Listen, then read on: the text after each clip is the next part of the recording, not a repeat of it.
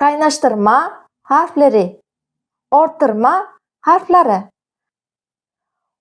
Turkcha so'zlarimiz unli harf bilan tugasa va ularga unli harf bilan boshlanuvchi qo'shimcha qo'shish jarayonida orttirma harflarimizdan biri sekingina ikkita unlining orasiga joylashadi.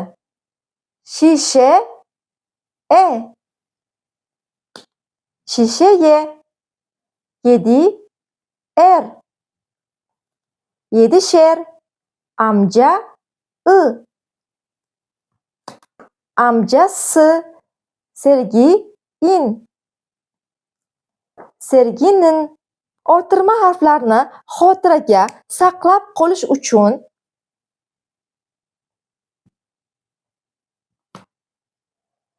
yashasin so'zini bilib olsak yetarli. Yana bir qiziqarli ma'lumotlarni siz bilan bo'lishmoqchiman.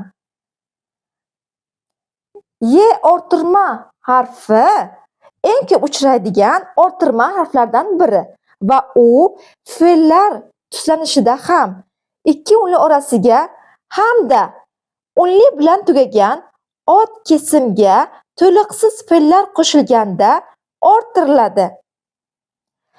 Ne tovushi esa unli tovush bilan tugagan so'zga qaratgich kelishigi qo'shilishidan tashqari uchinchi shaxs egalik qo'shimchasini olgan so'zga yana qo'shimcha qo'shishidan oldin orttirilar ekan.